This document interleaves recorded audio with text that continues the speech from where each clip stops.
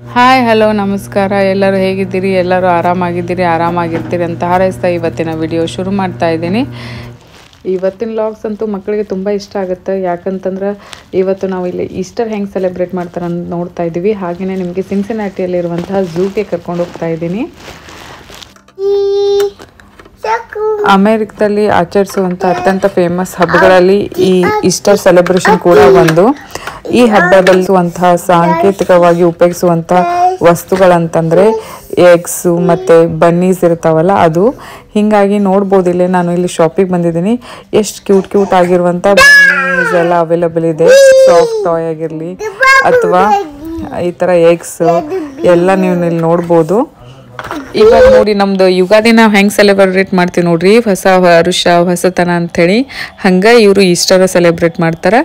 Easter ಅಂತಂದ್ರೆ ಮರುಜನ್ಮ ಮರುಹುಟ್ಟು ಅಂಥೇಳಿ ಅದರ ಸಿಂಬಾಲಿಕ್ ಆಗಿರುವಂತಹ ಈ ಎಗ್ಸು ಬನ್ನೀಸು ಈ ಥರದ ಐಟಮ್ನ ಅವರು ಡೆಕೋರೇಟಿವ್ ಆಗಿ ಯೂಸ್ ಮಾಡ್ತಾರೆ. ಈ ಹಬ್ಬದೊಳಗೆ ಎಗ್ ಹಂಟಿಂಗ್ ಅಂತೇಳಿ ಒಂದು ಆಟ ಆಡ್ತಾರೆ. ಅದು ಅಂತೂ ಮಕ್ಕಳಿಗೆ ತುಂಬ ಫನ್ ಮತ್ತು ಎಕ್ಸೈಟೆಡ್ ಆಗಿರುವಂಥ ಆಟ. ಏನಿದು ಆಟ ಅಂತ ಮುಂದೆ ನೋಡೋಣ.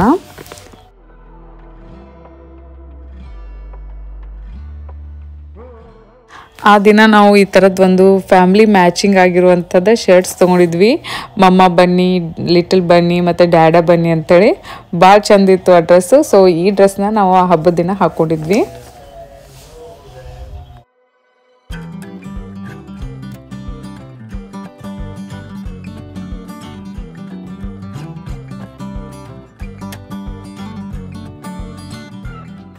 ಇಲ್ಲಿ ನೋಡ್ಬೋದು ಎರಡು ನನ್ನ ಲಿಟಲ್ ಬನ್ನೀಸ್ ಏನಿದಾವೆ ನೋಡಿ, ಅವು ಎಗ್ ಹಂಟಿಂಗ್ ಹೊಟ್ಟಿದಾರ. ಏನಿದೆ ಎಗ್ ಹಂಟಿಂಗ್ ಅಂತಂದ್ರೆ ಈ ಪ್ಲಾಸ್ಟಿಕ್ ಎಗ್ಸ್ ಇರ್ತಾವೆ ನೋಡಿ, ಅದನ್ನು ಗ್ರೌಂಡಲ್ಲಿ ಈ ಥರ ನೀವು ನೋಡ್ಬೋದು. ಅಲ್ಲೊಂದು ಇಲ್ಲೊಂದು ಹಾಕಿದ್ದಾರೆ. ಆ ಎಗ್ಸ್ ಒಳಗೆ ನಿಮ್ಗೆ ಟಾಯ್ಸ್ ಇರ್ತಾವೆ ಅಥವಾ ಚಾಕ್ಲೇಟ್ಸ್ ಹಿಂಗೆ ಏನಾದರೂ ಇಟ್ಟಿರ್ತಾರೆ. ಅದನ್ನು ನೀವು ಎಷ್ಟು ಬೇಕಷ್ಟು ಕಲೆಕ್ಟ್ ಮಾಡ್ಕೋಬೋದು. ಬಟ್ ಭಾಳ ಮಕ್ಳು ಇರ್ತಾರೆ ಅಲ್ಲೇ. ಸೊ ಎಲ್ಲರೂ ಒಂದೇ ಟೈಮಿಗೆ ಬಿಡ್ತಾರೆ. ಸೊ ಈ ಥರ ಹುಡುಕ್ಯಾಡಿ ಅವನ್ನೆಲ್ಲ ತೊಗೊಂಡು, ನನ್ನ ಮಗ ನೋಡ್ಬೋದು ಕೈಯಾಗ ಒಂದು ಬಾಸ್ಕೆಟ್ ಇಟ್ಕೊಂಡಿದ್ದು ನೋಡ್ರಿ, ಆ ಥರ ಬಾಸ್ಕೆಟ್ ಇಟ್ಕೊಂಡ್ಬಂದಿರ್ತಾರೆ ಎಲ್ಲ ಮಕ್ಕಳು. ಸೊ ಅದ್ರೊಳಗೆ ಹಾಕ್ಕೊಳೋದು. ಅವೆಲ್ಲ ಕಂಪ್ಲೀಟಾಗಿ ಫ್ರೀ. ನಿಮ್ಗೆ ಎಷ್ಟು ಸಿಗ್ತಾವೋ ಅವನ್ನೆಲ್ಲ ನೀವು ಮನೆಗೆ ಒಯ್ಬೋದು. ನಮ್ಮದು ಅಪಾರ್ಟ್ಮೆಂಟ್ ಮ್ಯಾನೇಜ್ಮೆಂಟ್ದವ್ರು ಏನಿದಾರಲ್ಲ ಅವರು ಈ ಇವೆಂಟ್ನ ನಮ್ಮ ಮಕ್ಕಳಿಗೋಸ್ಕರ ಮಾಡಿದರು. ಹೀಗಾಗಿ ನಾವೆಲ್ಲ ಅಪಾರ್ಟ್ಮೆಂಟ್ದವರು ನಮ್ಮ ಮಕ್ಕಳನ್ನೆಲ್ಲ ಕರ್ಕೊಂಡು ಹೋಗ್ತಾ ಇದ್ದೀವಿ.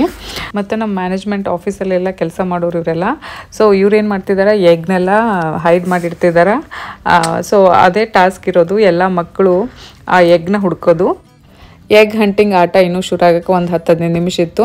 ಹೀಗಾಗಿ ನಮಗೆಲ್ಲರಿಗೂ ಒಂದು ಶೆಲ್ಟರ್ ಹತ್ರ ನಿಲ್ಲಿಸಿದ್ರು. ಮತ್ತು ಅವ್ರಿಗೂ ಎಲ್ಲ ಹೈಡ್ ಮಾಡಿ ಇಡ್ಲಿಕ್ಕೆ ಈಸಿ ಆಗುತ್ತಲ್ವ, ಇಲ್ಲಾಂದರೆ ಮೊದಲೇ ಎಲ್ಲ ನೋಡ್ಕೊಂಡ್ಬಿಟ್ರೆ ಮಕ್ಕಳೆಲ್ಲ ಸೇರಿ ಅಟ್ಯಾಕ್ ಮಾಡಿಬಿಡ್ತಾರೆ ಅಂಥೇಳಿ. ಇಲ್ಲಿ ನೋಡ್ಬೋದು ಎಗ್ ಹಂಟಿಂಗ್ ಸ್ಟಾರ್ಟ್ ಆಯಿತು. ಮಕ್ಕಳು ಹೆಂಗೆ ಓಡಿ ಹೋದ್ರೆ ಅಂತಂದರೆ ಅಪ್ಪ ಅವ್ರಿಗೆ ಕಂಟ್ರೋಲ್ ಮಾಡೋಕ್ಕೆ ಆಗಲಿಲ್ಲ. ಅವ್ರು ಇನ್ನೂ ಕೌಂಟ್ ಮಾಡ್ತಾಯಿದ್ರು 1 2 3 ಅಂಥೇಳಿ. ಅದಕ್ಕಿಂತ ಮುಂಚೆಗೆ ಎಲ್ಲರೂ ಓಡಿ ಹೋಗ್ಬಿಟ್ರು. ಮತ್ತು ಸರ್ಪ್ರೈಸಿಂಗ್ ಇರಲಿ, ಇಂಟ್ರೆಸ್ಟಿಂಗ್ ಆಗಿರಲಿ ಅಂತ ಇನ್ನೂ ಸ್ವಲ್ಪ ಏನಾದರೂ ಅವರು ಆ್ಯಡ್ ಆನ್ ಮಾಡಿರ್ತಾರೆ. ಅಂದರೆ ಇಲ್ಲಿ ಒಂದು 4-5 ಸ್ಪೆಷಲ್ ಎಗ್ಸ್ ಇಟ್ಟಿದ್ರು. ಅದು ಗೋಲ್ಡನ್ ಕಲರ್ ಆಗಿತ್ತು ಮತ್ತು ಬಿಗ್ ಎಗ್ ಆಗಿತ್ತು. ಸೊ ಅದನ್ನು ಯಾರು ಹುಡ್ಕೊಂಡು ಬರ್ತಾರಲ್ಲ ಅವರಿಗೆ ಭಾರಿ ಸ್ಪೆಷಲ್ ಪ್ರೈಸ್ ಕಾಯ್ದಿತ್ತು. ಉಳಿದಿದ್ದು ನಾರ್ಮಲ್ ಸಣ್ಣದು ಈ ಕಲರ್ ಪ್ಲಾಸ್ಟಿಕ್ ಎಗ್ಸ್ ಏನಿದ್ವಲ್ಲ ಅದ್ರಾಗ ಅಂಥದ್ದು ಏನಿದ್ದಿಲ್ಲ, ಜಸ್ಟ್ ಸ್ಮಾಲ್ ಚಾಕ್ಲೇಟ್ ಅಥವಾ ಸ್ಮಾಲ್ ಟಾಯ್ ಇಟ್ಟಿದ್ರು ಅಷ್ಟೇ. ಹೀಗಾಗಿ ಎಲ್ಲರೂ ಆ ಗೋಲ್ಡನ್ ಎಗ್ ಹಂಟ್ ಮಾಡ್ಲಿಕ್ಕೆ ಓಡಾಡ್ತಿದ್ದಾರೆ. ಮತ್ತು ಮಕ್ಕಳಿಗೆ ನಾವು ಕೂಡ ಹೆಲ್ಪ್ ಮಾಡ್ತಾ ಇದ್ವಿ. ಮತ್ತು ಮಕ್ಕಳ ಸೇಫ್ಟಿಗೋಸ್ಕರ ನಾವು ಅವ್ರ ಜೊತೆಗೆ ಇದ್ವಿ. ಅರೋ ಏನಿದ್ದಾಳಲ್ಲ ಅವಳು ಫ್ರೆಂಡ್ಸ್ ಜೊತೆ ಸೇರಿ ಎಗ್ ಹಂಟಿಂಗ್ ಮಾಡ್ತಾಯಿದ್ಲು. ಇನ್ನು ನನ್ನ ಮಗ ಅಂತರೂ ನಂದು ಒಬ್ಬರು ಫ್ರೆಂಡ್ ಇದ್ದಾರೆ, ಅವ್ರು ನೋಡಿದ್ರಂತೂ ಬಿಡೋದಿಲ್ಲ. ಅವ್ರ ಜೊತೆ ಅವನು ಹೋಗ್ಬಿಟ್ಟಿದ್ದ. ನಾನು ಒಬ್ಬಳೇ ಅಲ್ಲಿ ಇಲ್ಲಿ ಹಂಗೆ ಹುಡುಕ್ತಾ ಇದ್ದೆ. ನನಗಂತೂ ಒಂದು ಸಿಗಲಿಲ್ಲ. ಪ್ಲಾಸ್ಟಿಕ್ದು ಏನು ಎಗ್ಸ್ ಇದ್ದು ನೋಡಿ ಸಣ್ಣ ಅದನ್ನಂತರೂ ವಿತಿನ್ ಸೆಕೆಂಡ್ ಮಕ್ಕಳೆಲ್ಲ ಹುಡುಕ್ಯಾಡಿ ತೊಗೊಂಡ್ಬಿಟ್ಟಿದ್ರು. ಇನ್ನು ದೊಡ್ಡ ಎಗ್ ಅಂತರೂ ನಂಗೆ ಏನು ಮಾಡಿದ್ರು ಸಿಗನೇ ವಲ್ಲಾಗಿತ್ತು. ಇದು ಎಲ್ಲ ನಮ್ಮ ಕಮ್ಯುನಿಟಿ ಒಳಗೇ ನಡೆದಿರುವಂಥದ್ದು. ಸೊ ಹೀಗಾಗಿ ಅಲ್ಲಲ್ಲಿ ಸೇಫ್ಟಿ ವೈಸ್ ರೋಡ್ನೆಲ್ಲ ಬ್ಲಾಕ್ ಮಾಡಿದರು. ನೋಡ್ಬೋದು ಇಲ್ಲೆಲ್ಲ ಮಕ್ಕಳು ಹೆಂಗೆ ಹೋಗ್ಬೇಕು ಹಂಗೆ ಓಡಾಡ್ತಿದ್ದಾರೆ. ಸೊ ಅವ್ರಿಗೆ ಮಾತ್ರ ಕಂಟ್ರೋಲ್ ಮಾಡೋಕ್ಕೆ ಆಗ್ತಿದ್ದಿಲ್ಲ. ಅವ್ರು ಫುಲ್ ಎಕ್ಸೈಟೆಡ್ ಆಗಿದ್ರು ಆ ಎಗ್ ಹುಡ್ಕೋದ್ರೆ. ಹೀಗೆ ನಾನು ಹುಡುಕ್ತಾ ಹೋಗ್ತಾ ಇದ್ನಲ್ಲ, ಅವಾಗ ನನ್ನ ಫ್ರೆಂಡ್ಸ್ ಎಲ್ಲ ನನಗೆ ಹಿಂದ್ಗಡೆಯಿಂದ ಕೂಗ್ತಾಯಿದ್ರು ವಾಣಿಶ್ರೀ ಅಂಥೇಳಿ. ಯಾಕಪ್ಪ ಅಂಥೇಳಿ ಟರ್ನ್ ಮಾಡಿ ನೋಡಿದ್ರೆ ನನ್ನ ಮಗ ಇದ್ರೆ ಒಂದು ಗೋಲ್ಡನ್ ಎಗ್ ಹಿಡ್ಕೊಂಡು ಬರ್ತಿದ್ದಾನ. ನಂಗಂತೂ ಸರ್ಪ್ರೈಸಿಂಗ್ ಹೆಂಗೆ ನಂಬಕ್ಕೆ ಆಗ್ತಿಲ್ಲ.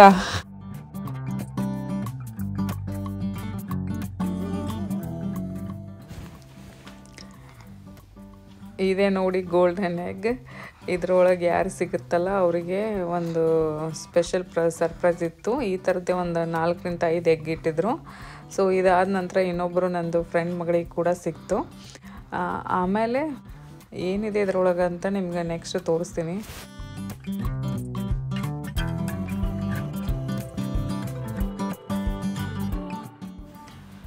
ಮತ್ತು ನಾವೇನು ಎಗ್ ಹಂಟ್ ಮಾಡ್ತಾ ಇದ್ವಲ್ಲ ಅವಾಗ ಅಬ್ಸರ್ವ್ ಮಾಡಿದ್ವಿ, ಒಬ್ಬ ಅಮೇರಿಕದ ಲೋಕಲ್ ಹುಡುಗ ಏನಿದಾನಲ್ಲ ಅವ ಫಿಶಿಂಗ್ ಮಾಡ್ತಾಯಿದ್ದ ನಮ್ಮ ಪಾಂಡಲ್ಲಿ. ಡೀಟೇಲಾಗಿ ನೋಡಲಿಕ್ಕೆ ಅವನ ಹತ್ರ ಹೋದ್ವಿ. ಭಾರಿ ಇಂಟ್ರೆಸ್ಟೆಡ್ ಇತ್ತು ಹುಡುಗಗೆ ಇದ್ರ ಬಗ್ಗೆ, ಮತ್ತು ಭಾಳ ನಾಲೆಜ್ ಇತ್ತು, ಎಲ್ಲ ಮೀನುಗಳ ಬಗ್ಗೆ ಗೊತ್ತು. ಮತ್ತು ನಮಗೆ ಅವತ್ತೇ ಗೊತ್ತಾಗಿದ್ದು ಅಲ್ಲಿ ಈ ಥರದ್ದೆಲ್ಲ ಫಿಶ್ಗಳು ಸಿಗ್ತಾವಂತೇಳಿ. ಅವ ಫಿಶಿಂಗ್ ಮಾಡಿ ಅದು ಯಾವುದಂತೇಳಿ ಅದನ್ನು ತಿಳ್ಕೊಂಡು ಅದನ್ನು ವಾಪಸ್ ಅದ್ರಾಗ ಬಿಟ್ಬಿಡ್ತಾನೆ. ಇದು ಒಂದು ಹಾಬಿ ಅಂತ. ಸೊ ಇಲ್ಲಿ ಅತ್ತೂ ಏನು ಹೆದರ್ಕೊಳ್ಳಾರ್ದ ಅವನ್ನೆಲ್ಲ ನೋಡ್ಕೊಂಡು ಟಚ್ ಮಾಡ್ತಾ ಇದ್ದ. ಅಮೇರಿಕನ್ಸ್ಗೆ ಫಿಶಿಂಗ್ ಅಂತೂ ಒಂದು ದೊಡ್ಡ ಹಾಬಿ. ಭಾಳ ಜನ ವೀಕೆಂಡ್ಸು ಅಥವಾ ಸಮ್ಮರ್ ಸೀಸನ್ ಬಂತಂದ್ರೆ ಈ ಥರ ಫಿಶಿಂಗ್ ಮಾಡೋಕ್ಕೆಲ್ಲ ಹೋಗ್ತಾರೆ. ಮತ್ತು ಇವಾಗ ನೋಡ್ಬೋದು ಇಲ್ಲೊಂದು ಮೀನು ಹಿಡಿದು ತೋರಿಸ್ತಿದ್ದ ನಮ್ಗೆ.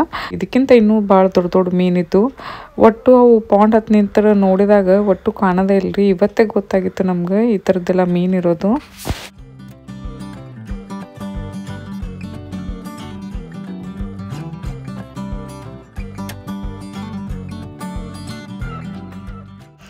ಇಲ್ಲಿ ನೋಡ್ರಿ ಅದೆಲ್ಲ ಏನು ಯಾವುದು ಅಂತೇಳಿ ತಿಳ್ಕೊಂಡಾದ್ಮೇಲೆ ವಾಪಸ್ ಅದನ್ನು ಬಿಡ್ಲಿಕ್ಕೆ ಅಂತ ಹೋಗ್ತಿದ್ದಾನೆ. ಇವಾಗ ಏನೇನಿತ್ತು ಈ ಎಗ್ಸ್ ಒಳಗೆ ಅಂತ ನಿಮ್ಗೆ ತೋರಿಸ್ತಾ ಇದ್ದೀನಿ.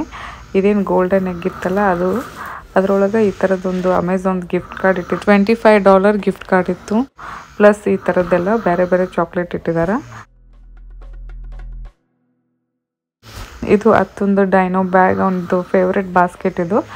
ಸೊ ಅದರಲ್ಲಿ ಯಾರೋ ಈಗ ಕಲೆಕ್ಟ್ ಮಾಡಿದ್ದಾಳೆ ಇನ್ನೊಂದು ಬುಟ್ಟಿ ಒಳಗೆ. ಈ ಡೈನೋ ಬ್ಯಾಗಲ್ಲಿ ಆ ಥರ ಕಲೆಕ್ಟ್ ಮಾಡಿದ್ದ. ಏನೆಲ್ಲ ಇದೆ ಅಂಥೇಳಿ ನೋಡಮ್ಮ. ಹಂಗೆ ಮತ್ತು ಅವರು ಮ್ಯಾನೇಜ್ಮೆಂಟ್ದವರು. ಸೊ ಅವರು ಈ ಥರದ್ದು ಒಂದು ಸ್ಮಾಲ್ ಸ್ನ್ಯಾಕ್ಸ್ ಬ್ಯಾಗ್ ಕೊಟ್ಟಿದ್ರು ಎಲ್ಲ ಮಕ್ಕಳಿಗೆ.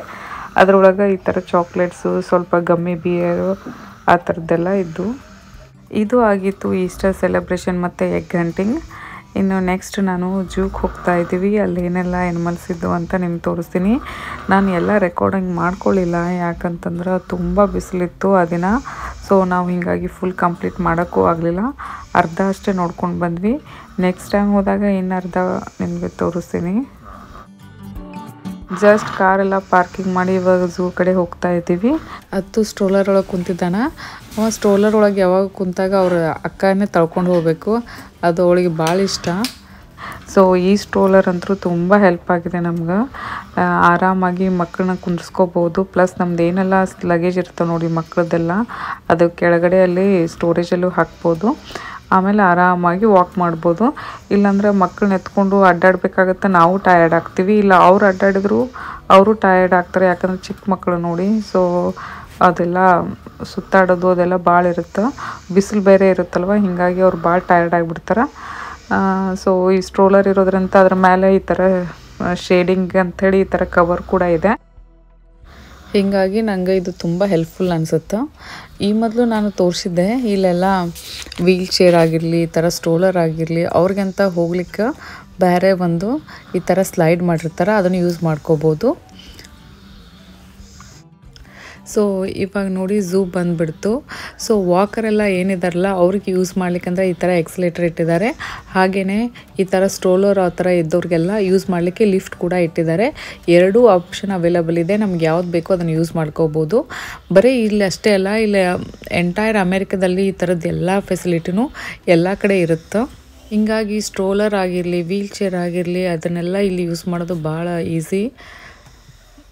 ಮತ್ತು ಎಲ್ಲ ನೋಡಿದ್ರಲ್ಲ ಅಲ್ಲಿ ಒಂದು ಟಿಕೆಟ್ ಸೆಂಟರ್ ಇತ್ತು. ನಾವು ಬೇಕಾದರೆ ಇಲ್ಲಿ ಬಂದು ಡೈರೆಕ್ಟ್ ಟಿಕೆಟ್ ತೊಗೋಬೋದು, ಅಥವಾ ನಾವು ಆನ್ಲೈನ್ ಆದರೂ ಬುಕ್ ಮಾಡಿರ್ಬೋದು. ನಾವು ಆನ್ಲೈನೇ ಬುಕ್ಕಿಂಗ್ ಎಲ್ಲ ಮಾಡಿದ್ವಿ. ನಾನು ಫಸ್ಟಿಗೆ ಬಂದು ಇಲ್ಲಿ ನೋಡಿದ್ದು ಈ ಥರದ್ದೊಂದು ಡಕ್. ಇದರಲ್ಲೇ ಎಷ್ಟೊಂದು ವೆರೈಟಿ ಇದ್ದು. ತುಗೆ ಎನಿಮಲ್ಸ್ ಆಗಿರಲಿ, ಬರ್ಡ್ಸ್ ಆಗಿರಲಿ, ತುಂಬ ಅಂದರೆ ತುಂಬ ಇಷ್ಟ.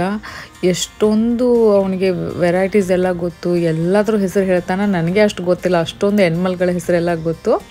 ಮತ್ತು ನನಗೆ ಈ ಥರದ್ದೊಂದು ರೀಸೈಕ್ಲಿಂಗ್ DIY ಲೈಕ್ ಆಯಿತು.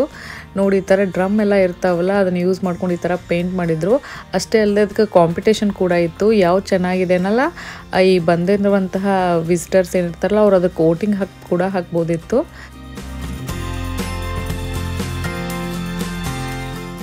ಇಲ್ಲಿ ನೋಡ್ಬೋದು ಎಷ್ಟೊಂದು ವೆರೈಟಿಯಲ್ಲಿ ಟೂಲಿಪ್ ಫ್ಲವರ್ಸ್ ಇದೆ. ಸ್ಪ್ರಿಂಗ್ ಟೈಮಲ್ಲಿ ಇಲ್ಲಿ ಭಾಳ ಟೂಲಿಪ್ ಶೋ ಅದೆಲ್ಲ ನಡೆಯುತ್ತೆ. ಇದು ಜಸ್ಟ್ ಒಂದು 2-3 ವೀಕ್ಸ್ ಅಷ್ಟೇ ಇರುತ್ತೆ ಈ ಫ್ಲವರು, ಬಟ್ ಇದಕ್ಕೆ ಭಾಳ ಡಿಮ್ಯಾಂಡಿಂಗು.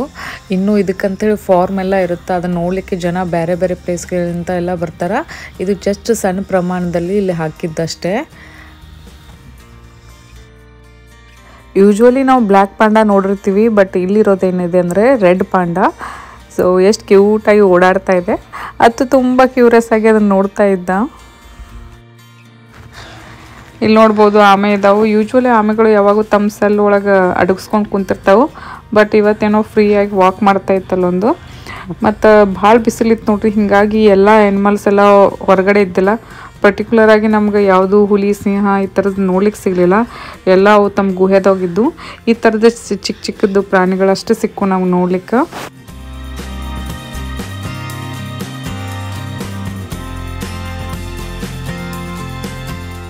ನನಗೆ ಅಗ್ದಿ ಅಂಜಿಕೆ ಬಂದಿದ್ದು ಈ ಪ್ಲೇಸ್ನಾಗ ನೋಡ್ರಿ. ಇದು ಒಂದು ರೂಮ್ ಒಳಗೆ ಎಲ್ಲ ಥರದ ಸ್ನೇಕ್ಗಳು, ಮೊಸಳಿ ಇಂಥವೆಲ್ಲ ಇದ್ದು ಭಾಳ ಹೆದರಿಕೆ ಬಂತು. ಅತ್ತು ಈ ಮೊಸಳಿ ನೋಡಿ ಇಷ್ಟು ನೆನಪಿಟ್ಕೊಂಡಾನಂದ್ರೆ ಯಾವಾಗೂ ಹೇಳ್ತಿರ್ತಾನೆ ಅದ್ರ ಹಲ್ಲಿ ಹೆಂಗೆ ಹೊರಗಡೆ ಬಂದಿತ್ತು, ಅದು ಹೆಂಗೆ ಸುಮ್ ಕುಂತಿತ್ತು ಅಂಥೇಳಿ. ತುಂಬ ಅಂದರೆ ತುಂಬ ಗಲಾಟೆ ಇತ್ತು ಆ ರೂಮ್ನಾಗೆಲ್ಲ, ಮಕ್ಕಳೆಲ್ಲ ಚೀರೋದು ಹಂಗೆ ಹಿಂಗೆ ಎಕ್ಸೈಟ್ ಆಗಿ. ಆದರೂ ಮಾತ್ರ ಆ ಕ್ರೊಕೊಡೈಲ್ ಮಾತ್ರ ಸುಮ್ಮ ಹಾಗೆ ಕುಂತಿತ್ತು. ಒಳ್ಳೆ ನೋಡಿದ್ರೆ ಏನೋ ಸ್ಟ್ಯಾಚು ಥರ ಕಾಣ್ತಾ ಇತ್ತು, ಬಟ್ ಅದು ರಿಯಲ್ ಆಗಿರುವಂಥ ಕ್ರೊಕೊಡೈಲ್. ಇಲ್ಲೆಲ್ಲ ಬೇರೆ ಬೇರೆ ವೆರೈಟೀಸ್ ಸ್ನೇಕ್ಸ್ ಎಲ್ಲ ನೀವು ನೋಡ್ಬೋದು.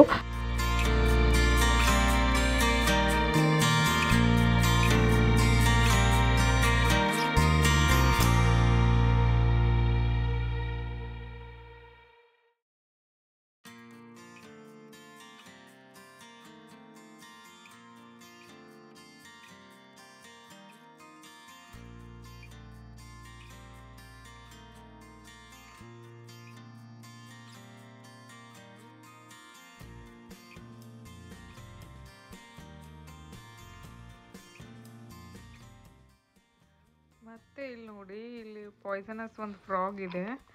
ಸೊ ಅದರ ಜೊತೆಗೆ ಹಾವು ಕೂಡ ಇದೆ. ನಂಗೆ ಕ್ವಶನ್ ಕಾಡ್ತಾ ಇತ್ತು, ಈ ಹಾವು ಈ ಫ್ರಾಗಿಗೆ ತಿನ್ನಲ್ವಾ ಅಂಥೇಳಿ, ಏನೋ ಗೊತ್ತಿಲ್ಲ. ಸೊ ಒಟ್ಟು ಇದನ್ನು ನೋಡೋಕ್ಕಂತರೂ ತುಂಬ ಭಯ ಆಗುತ್ತೆ. ಏನೋ ಹಾವು ಇವು ಎಲ್ಲ ದೂರ ಇದ್ರೂ ಕೂಡ, ಟಿ ವಿ ಒಳಗೆ ನೋಡ್ತಾ ಇದ್ರೂ ಕೂಡ ಒಂಥರ ವಿಯರ್ಡ್ ಅನ್ಸುತ್ತೆ.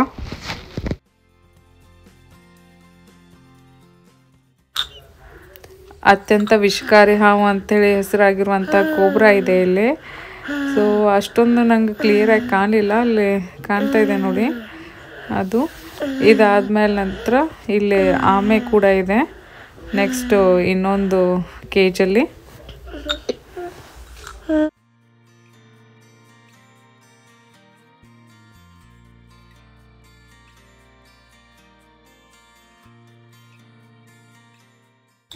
ಆಮೇಲೆ ನೋಡ್ರಿ ಕಾಂಗ್ರೂ ನೋಡೋಕೆ ಏನಿರ್ತಲ್ಲ, ಡೈರೆಕ್ಟಾಗಿ ಅದ್ರ ಮುಂದೆ ಬಿಟ್ಟಿದ್ರು ನಮ್ಗೆ. ಯಾವುದು ಕೇಜ್ ಇದ್ದಿಲ್ಲ ಏನಿಲ್ಲ, ಅವು ಹಿಂಗೆ ಗ್ರೌಂಡ್ನಾಗ ಆಟ ಆಡಕತ್ತಿದ್ವು. ನಾವು ಅದ್ರ ಮುಂದೆ ನಿಂತು ನೋಡತ್ತಿದ್ವಿ.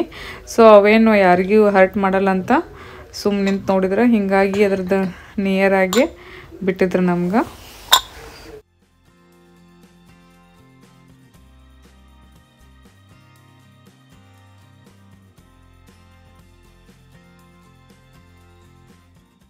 ಇಲ್ಲಿ ಎಷ್ಟು ದೊಡ್ಡದೊಂದು ಓಪನ್ ಆಗಿರುವಂತಹ ಅಕ್ವೇರಿಯಂ ಇದೆ.